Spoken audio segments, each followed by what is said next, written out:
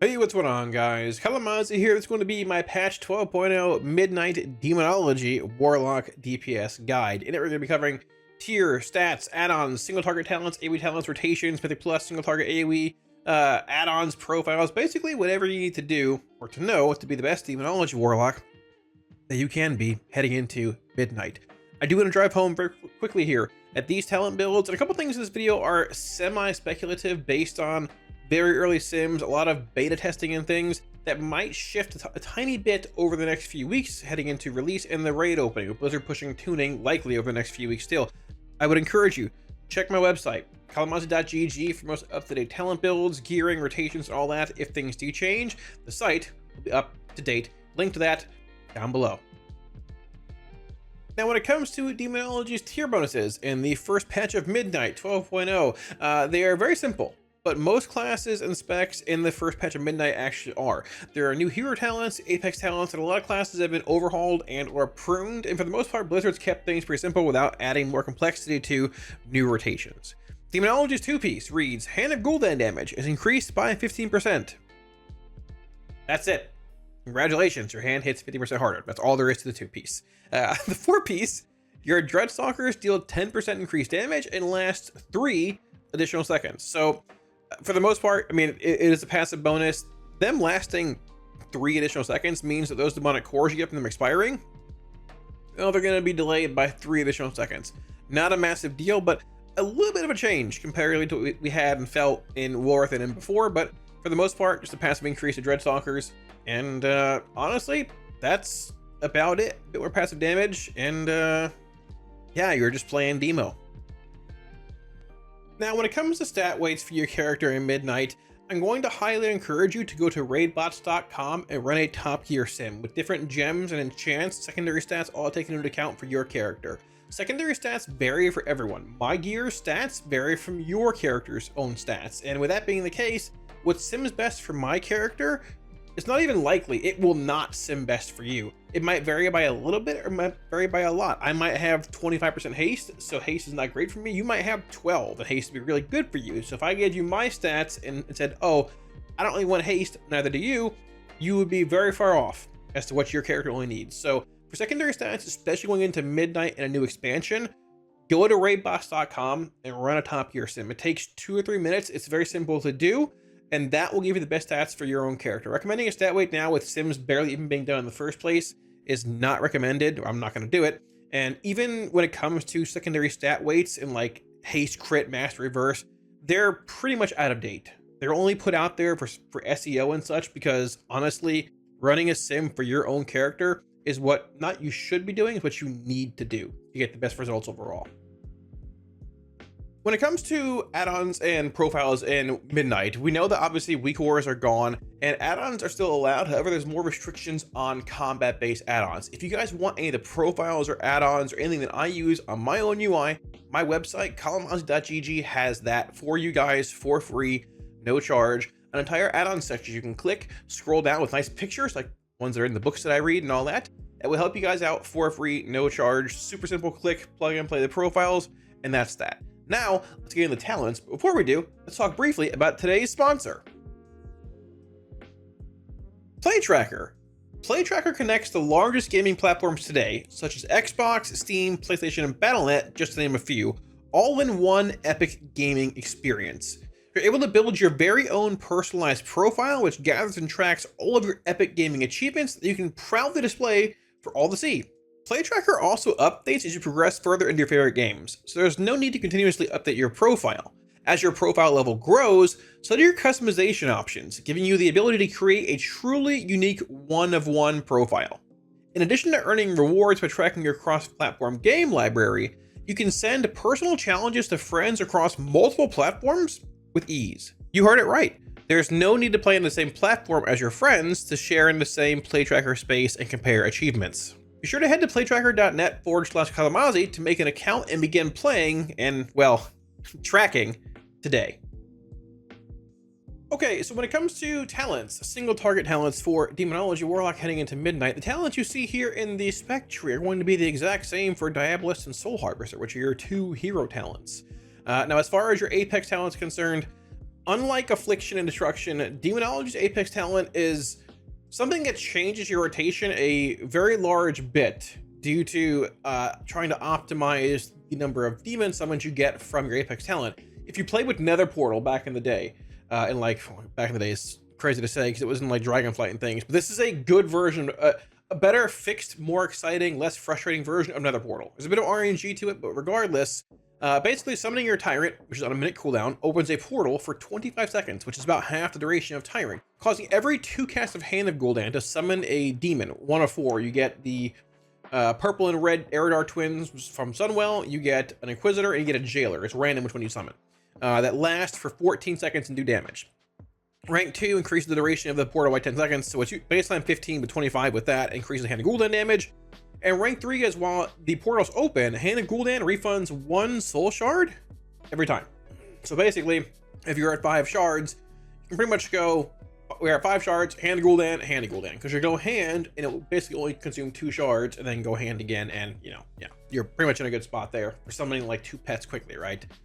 Demon summoned by Dominion of Argus lasts an additional 4 seconds. So very, very strong, and it changes the way you play rotationally as Demonology. Your rotation things are built around trying to optimize the number of pets and summons you can get out during this active window, which happens every minute due to Tyrant being a minute and this being 25 seconds.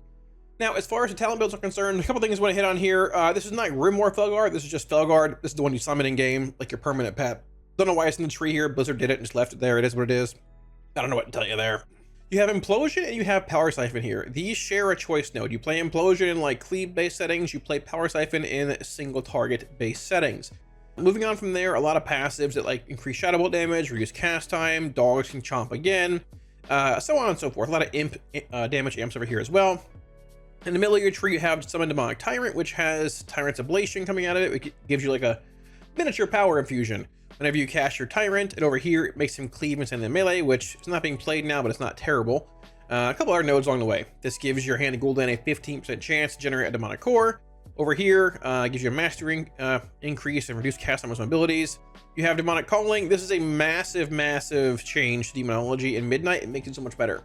Your Dreadstalkers, every time, cost no shards and are instant cast. This has changed the way Demonology plays and feels a crazy amount in Midnight. It feels very good to play, much better than before. Awesome change there. As far as the last few here, Hellbent Commander, you do 1% more damage for each demon you have out. You have Grimoire Imp Lord or Felt Ravager here. This counts as a second kick if you're in M+, which we'll look at in a minute here. Those talents by summoning this. The Felt Ravager can singe magic. They both do a decent bit of damage in single target. Like, they're pretty solid, so you definitely play this. Then you have your Vile Fiend over here, which is different now. It's passive, and it's just summoned whenever you cast your called Dreadstalkers. Now, there are 2 different builds in single target right now. They're both simming about the same within margin of error. The one build, which we're looking at here, plays Purple Dog, which is your single target based one. The other one pulls this point and goes into Master Summoner, which extends Tyrant longer and extends the duration of your Dreadstalkers by 15 seconds when summoned. So basically, you play one of the 2. It's where it just depends on where you want to land. I think people are probably going to land more on Ring of Tyranny over Purple Dog. We'll see where it goes. Things are optimized. But these are the same for both Soul Harvester and Diabolist alike. Yeah, I'll have links to both these down below for the single target builds of Demonology. Now, when it comes to Mythic Plus talents for Demonology, like single target, they're the same. For Soul Harvester and Diabolist, nothing really changes here in this main tree. You have obviously your hero talents that change, but these stay the same across both. Now, Soul Harvester is the better option currently. I mean, obviously that changes. The website will be updated for that and stuff. But regardless, though, these stay the same at this current point in time. Big changes from single target tree. You are playing Implosion over Power Siphon. Implosion has a max of 6 imps to implode. You don't want to implode unless you have 6 or more imps out. You'll implode a max of 6. Don't implode 3. Don't implode 4. Implode 6, or wait till you have 6 and then implode. Implosion is a gain in 2 or more targets. Technically, it is a gain in single target, whether Tyrant is out or not, to implode with to Hell and Back Talented. Whether you want to do that or not, go for it. But it looks to be currently a gain in single target as well to implode. And, well, that's that in single target. Definitely an AoE. Other changes here, we are playing Antoran Armaments, which puts your Tyrant in melee. He cleaves. Actually, does a pretty good bit of damage there. On top of playing things like Tyrant's Ablation, we are not playing Reign of Tyranny here. Summoner. Demonic Calling, you're playing your Bell Ravager over Imp for kick. You have 2 kicks in plus now, one being Axe Toss from your Felguard, and the other being tied to Grimoire Bell Ravager, also a good damage bit in single target. You are playing Hellbent Commander everywhere, and you are playing to Hellenbach, in addition to Hellbent Commander in the M plus build. These imps are strong, they're solid, and whenever you implode, it will spawn, basically for 2 imps imploded, it'll spawn 1 imp gang boss that's juiced up with an unstable soul. So you implode 6 imps, you get 3 unstable imps back, unstable soul imp gang bosses, and they're very good. So there's that. And over here, we're playing Doom and Summon Doom Guard. Now, Doom is something like how basically you want to like sort of weave dooms on different targets in M+, like when you apply Doom to a target with a Demon Bolt proc, a Demonic Core, you want to target a different target for your next Demon Bolt cast. So you have multiple Dooms rolling at times. When they pop, they'll do AoE damage. If a mob dies before Doom expires, it pops. So don't worry about that. And down here we have Doom Guard, and its cooldown is reduced whenever you cast a Demonic Core, or an instant cast Demon Bolt basically, by 3 seconds for each time you cast it. So it's 2 minutes, but around like a minute, I think 30-ish, 20-ish, maybe a bit less, I'm not even sure, if you're in combat permanently. Now, I will say, we're not playing Vile Fiend, and we're not playing Faharg. I have not simmed this. If you're not a fan of Doom and not a fan of Doom Guard, I'd put these 2 points over here. In Vile Fiend and Faharg, the red dog, that does AoE damage. If you don't want to like leverage Dooms and handle your Doom Guard, it's not as good as Doom and Doom Guard. Honestly, it might even be better just to sort of like still play Doom Guard and ignore Doom's like leaving if you don't want to. But regardless, if you don't like Doom Guard or like your red dog a lot, you can put them over there for the M+ build. But that is the same when it comes to, oh, we're also playing Feast of Souls over Shared Fate. Need to change that, but that's okay. The good thing is, I have links to all these builds down below. Okay, when it comes to Demonology Warlock in single target settings, there's not any difference we talked about in talents from Soul Harvester to Diabolist. The only difference rotationally is that when you're playing Diabolist, you're not going to generate 3 soul shards whenever you cast your Tyrant. When you're playing Soul Harvester, you will, due to Shadow of Death or Capstone. Diabolist has these demons that spawn in, the Pit Lord, so on and so forth, that empower abilities, so it has its own version in form of like shard generation and all that. We're going to look at Soul Harvester here and Diabolist very briefly in their openers to show the differences here, but rotationally, once you get past Tyranting, it's the same thing. It's about optimizing around your Apex talent, Diminutive Argus, getting as many summons out as possible by casting those Hand of Gul'dans. A couple things here to mention as well. I am playing the Purple Dog build here and not Reign of Tyranny. If I was playing Reign of Tyranny, I wouldn't have my Dreadstalkers expiring during my Tyrant and my Apex window, which sounds like you want to extend them with this talent. That'd be good. But if you do, they don't expire mid-window, and you don't get 2 Demonic Cores back to help fuel your Apex talent windows more.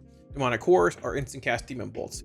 They're both very close in sims. I'm probably going to end up playing this due to that, to make things more consistent, but we'll see where it goes in the long run. At the same time, Tyrant is now dynamic, so there's no reason to get 9, 11 imps out, dogs, all these pets before Tyrant, and then Tyrant to extend them. He doesn't extend pets anymore. He also doesn't snapshot pets for damage. The only pet he extends is Dreadstalkers right here, if you're playing Reign of Tyranny. I'm not even playing it, right? So there is that. Now, for example, if I Tyrant on pull here, which I'm going to do, before I summon any imps in, I'm going to go in and he's going to have a 0 imp damage amp on him, basically. When I cast a Hand of Gul'dan and spawns 3 imps, he's going to go up to 30%, or 3 imps worth. When I Hand of Gul'dan again next, he's going to have 60%, or 6 imps. And when 3 expire, he's going to drop to 30. He is dynamic. He updates automatically. Don't worry about scuffing Tyrants. Unless you're playing this, you want to have dogs in your Tyrant. That's basically it.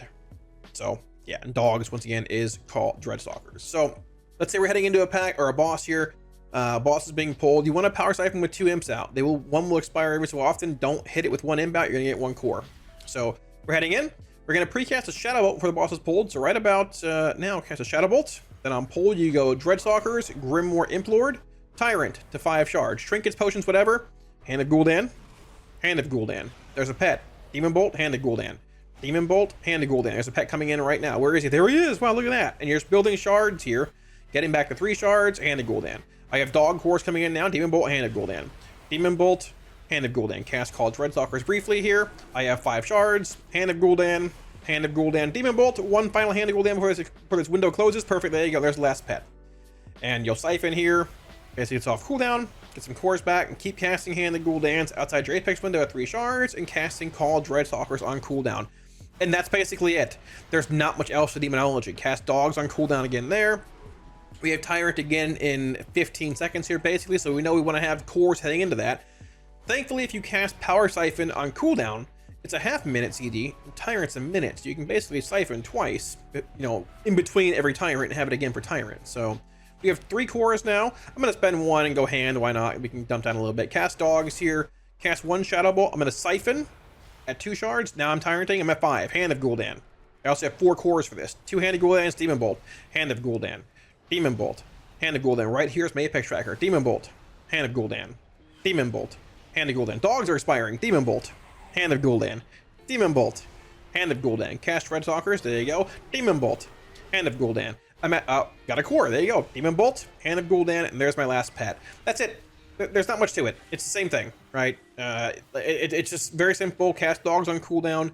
During Apex windows, you want to optimize like shard generation, or Hand of Gul'dan cast, I should say, sorry, and then just like try and get as many pets out as possible. That's basically it. Keep an eye on your Apex talent tracker over here. Keep an eye on your cores, cast Dogs on cooldown, casting Siphon every 30, and casting 3 shard hands outside of your minute Demonic Tyrant. Let's take a look briefly at how Diabolist looks in single target. Alright, so when it comes to playing Diabolist over Soul Harvester in single target, Soul Harvester's a little better right now, but that could all change if you're watching this video, so we're gonna go over both here. Honestly, rotationally, it's the same. The only difference is that you don't get 3 shards whenever you cast your Demonic Tyrant like you do with Soul Harvester. Soul Harvester gets that through Shadow of Death. Diabolist doesn't get that. It has other pets spawning in. Overlords, Mothers of Chaos, Eyeballs, and Pit Lords with big meteors. So what we're gonna do here opener-wise, we're gonna Power Siphon before the boss is pulled, all the same. Just whenever we Tyrant, we're not going to be at, 5 shards. We're going to be basically at 3. So we're going to open like this, wait for Imp to spawn in here. Mr. Eddie Spotter's Water Elemental is scuffing it. That's okay. It's fine. We'll go over here a little bit. There we go. So we have 2 Imps. We're going to Siphon. Boss is being pulled. We're going to precast a Shadow Bolt here. There we go. On pull, we're going to go Dogs, Grimoire Imp Lord, and Tyrant. Hand of Gul'dan. Demon Bolt. Pet shouldn't be on passive. Hand of Gul'dan. Demon Bolt. Hand of Gul'dan. Demon Bolt. Hand of Gul'dan. That's basically it. Use Shadow Bolts to get 3 shards here. Once again, keeping an eye on your Apex talent window. There are my Dogs expiring, so you get cores right there. Cast a Bolt. Hand of Gul'dan. Hand of Gul'dan. I'll cast Dogs here. 1 final Bolt, and we can go Hand of Gul'dan right there. And I won't get another pet in before the window expires there. We still got 4 pets out there. Besides that, we're just casting Hand of Gul'dans at 3 shards, using Demonic Cores, making sure to not overcap on Demonic Cores either. We have a max of 4. Right now we only have 3, so that's good. There's our Pit Lord. Empowers our Hand of Gul'dan to a Ruination. Cast that. Cast Red Stalkers. Cast a couple Demon Bolts here.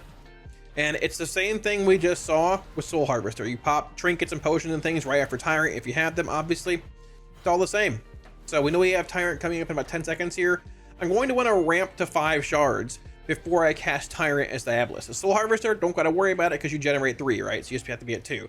But for Diabolist, I want to be at 5. So we're there. We Tyrant. Hand of Gul'dan. Hand of Gul'dan. We got a proc from Big Mommy, so we'll cast Infernal Bolt. Hand of Gul'dan. Demon Bolt. Ruination. Hand of Gul'dan. Demon Bolt. Hand of Gul'dan. Demon Bolt. Hand of Gul'dan. Demon Bolt. Hand of Gul'dan. You get it. We just cycle back and forth over and over. Cast Dogs in here somewhere when you can. Demon Bolt. Hand of Gul'dan. Closing in 2 seconds here. 1 more hand for 1 final pet. And there you go. That's it. There's not much to it. It's the same thing for both specs. The only difference is that you don't get the 3 shards for Diabolist. When you Tyrant, as you do Soul Harvester, you have all these cool pets spawning in, and big meteors, and all that kind of cool stuff as well. Yeah.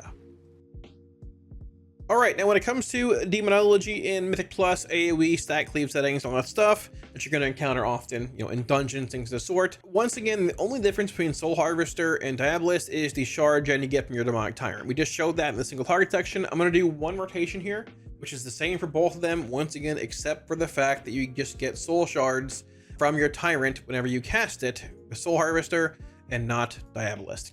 Besides that, this is the build we play here in M+. The big differences are basically we're playing Implosion over Power Siphon, which is, it'll implode a max of 6 imps. So don't implode with less than 6 imps. If you have 9 imps out, it's fine, implode. You only implode 6, 3 will stay around.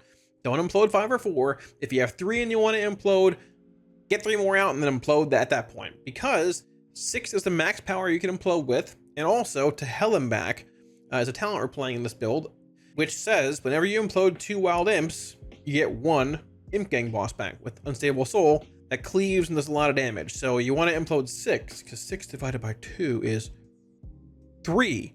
And 3 is how many imps you get back when you implode 6. So just don't implode 6. Implode 6. If you have 9 or 12 out, it's fine. It'll only implode 6, and other 5 or whatever will stay around. But implode 6. Don't implode less. Currently, implosion is a gain even in single target when it comes to playing to hell and back. If you're not playing this, it's not worth imploding in single target. But currently, in Sims, it looks to be, but definitely a gain in 2 or more stack targets, regardless whether that changes or not. I want to drive that home.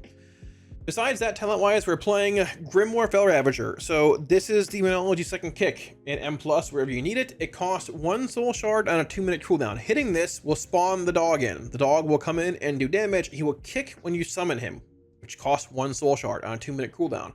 24 seconds later, this button right here, which is my Grimoire, will turn into a spell lock icon. It might even do it when I cast him, I'm not sure. But you can kick again 24 seconds later with spell lock, which is the ability you have from your normal Fel Hunter if you have it out for affliction or destruction, right? The spell lock ability itself does not cost a shard. The only part that costs a shard is the dog. When you summon him in, he does damage as well. He's worth casting in single target for sure. I don't cast him in mass AoE for damage, only if I need a kick, but that's that. I'm gonna forego that in this example here. When it comes to your other talents you're playing here, we went over to Hell and Back, obviously. This is Tyrant being in melee with armor on. He slashes, does AoE, very cool. And these two here, Doom and Summon Doomguard. Doomguard, 2-minute cooldown, reduced by 3 seconds cooldown-wise whenever you cast a Demonic Core, which is an instant cast Demon Bolt. And Doom is whenever you cast an instant cast Demon Bolt, being a Demonic Core, on a target, it will basically put Doom on that target, and then whenever you cast Hand Rule Lands, they've reduced the remaining duration of Doom on all targets. Whether you have 1 Doom active or 1 million, it'll reduce them all whenever you cast Hand Rule Land by 3 seconds each, right? Now, the way you optimize Doom is whenever you have Demonic Cores in AoE, you want to weave it onto different targets here. So for example, if I cast a core here, it'll apply a Doom. Then I'll go here, cast a core, it'll apply a Doom, cast Hand Rule Lands, whatever in between, and then next target would be this one, and then this one here, obviously, while still casting imps and Hand Rule Lands, things in between, obviously, right? But that's sort of how you min-max it. Now, on top of all that, you're trying to optimize around your Apex talent as well. This is still very, very good in M+ and a large source of your damage. So trying to optimize casting as many Hand Rule Lands as possible while it's active, which is procced by your Tyrant every minute. So we're going to go into it here as a rough example, right? So let's say the pack's being rounded up in M+ here. Basically, what I'm going to do, I'm going to cast Red Stalkers when they're sort of rounded up here, like this. Cast Red Stalkers. Cast my Doomguard. There he is. Tyrant. Trinkets, potions, whatever. Then go Hand Gul'dan. Hand Gul'dan. Implode. Then I have a Demonic Core here. I'm going to go Demon Bolt, Hand of Gul'dan. Go here. Demon Bolt, Hand of Gul'dan. Go here. Demon Bolt, Hand of Gul'dan. And go here. I'll Demon Bolt it there as well. And then go Hand of Gul'dan. See how there's 4 Dooms active? Shadow Bolt, Hand of Gul'dan. I'll implode again because it's back off cooldown. Cast Red Stalkers over here. Back to first target. Demon Bolt, Hand of Gul'dan. And then, keep going. Demon Bolt if you have them. Hand of Gul'dan, so on and so forth. Spreading Dooms. All that. Basically it. Implosion's off cooldown again. I'm going to hit it. Back on cooldown. There are the 3 imps that you spawn in. They're all cleaving. They're bigger. That's the gist of it. Cast Dogs on cooldown. Besides that, cast Hand of Gul'dans, weave Dooms with Demon Bolts and all that. That's pretty much it. A little hard to do when I'm it's hard to talk through when I'm doing it in game here as well, but I mean, that's the gist of it pretty much. You're imploding on cooldown and AoE and all that stuff with 6 or more imps. I have Tyrant coming up now, basically. Now, like I said, if I'm playing Soul Harvester, I know that I have these 3 shards whenever I cast Tyrant right here. Right, bang, there you go. So I'm going to go Hand of Gul'dan, Hand of Gul'dan. That's a whole pet for my Apex right there. Demon Bolt, I'm going to implode. Bolt here. Hand. Bolt. Hand. I can hand twice, honestly, for another pet. Bolt. I have Doomguard. Hit it there. You get basically the gist of it and how it all goes, right?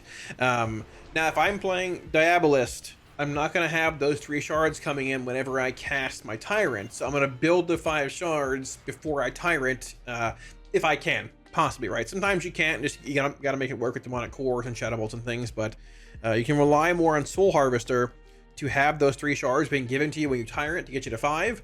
But if you're Diabolist, you don't have that, but you have the other pets spawning in too. The Pit Lords dropping Ruinations on packs. The Mothers of Chaos giving you Infernal Bolts and cleaving. The Overlords coming in, cleaving with their axe swinging. They both have their own unique damage profiles, but rotationally, It really doesn't change much. Demonology just empowers certain abilities. It'll empower your Hand of Gul'dan into a big green ruination. It'll empower your Shadow Bolt into an Infernal Bolt, generates additional shards. Besides that, it's pretty much the same thing for both rotationally, and it's a lot of fun. So thanks for watching, guys. It wraps it up, and hopefully after watching this video, you're a bit more confident in your ability to play Demonology Warlock or answer some kind of questions you might have had about Demonology heading into Midnight's release, the first couple weeks, and then, you know, the first raid tier opening up.